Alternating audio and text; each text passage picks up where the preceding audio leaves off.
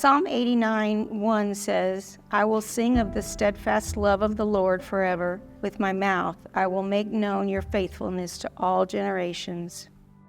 And then Psalm 117:2 says, for great is his steadfast love toward us, and the faithfulness of the Lord endures forever.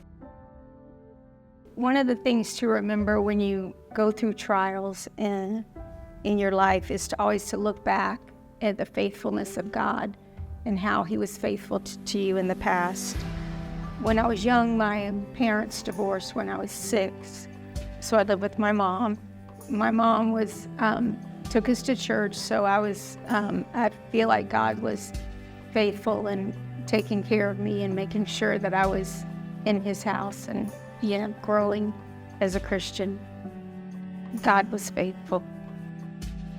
When I was a teenager, I got pregnant my senior year of high school, and even though I sinned, God was still faithful to me.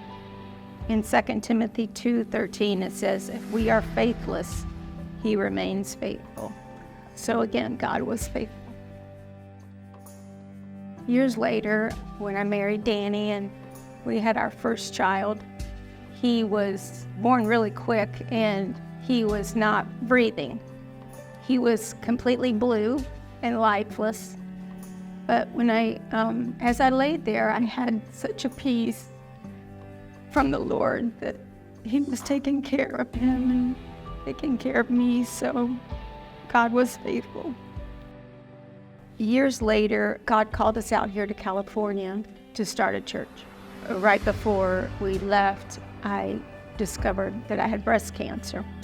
Of course, my family thought I should stay in Florida and not come out here, but we knew God was calling us, so we came.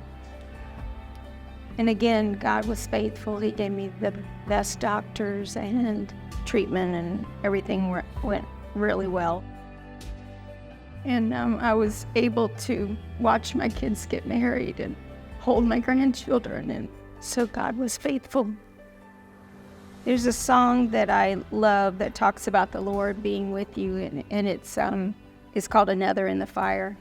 There's a grace when the heart is under fire, another way when the walls are closing in, and when I look at the space between where I used to be and this reckoning, I know I will never be alone. There was another in the fire standing next to me. There was another in the waters holding back the sea. And I should ever need reminding of how I've been set free. There is a cross that bears the burden where another died for me. There is another in the fire. I can see the light in the darkness as the darkness fell to him. I can hear the roar in the heavens as the space between wasting. I can feel the ground shake beneath us as the bricks and walls cave in. Nothing stands between us, and nothing stands between. When they told me I had ovarian cancer, it was surreal. 2 years later, after trying 5 different kinds of chemo, radiation, 2 surgeries, lots of CT scans, nothing is working. I came to the realization that I'm not going to get better. Danny and I have always said, if God heals me here on earth, we will praise him. And if he chooses to take me home for complete healing, we will praise him. There'll be another in the fire, standing next to me. There'll be another in the waters, holding back the seas. And surely heaven needs reminder how good you've been to me. I'll count the joy come every battle, 'cause I know that's where you'll be. There is another in the fire. There is another in the fire. There is another in the fire. There is another in the fire. So God may not answer our prayers the way we want him to, but his grace is sufficient. He is all you need. He is enough.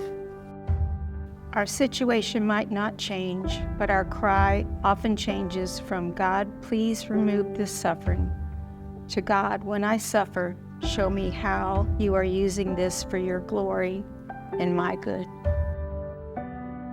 I don't want to waste my cancer journey. I have suffered through this, but I was comforted by God, and I want to share that with others. God is always faithful. He is always with us.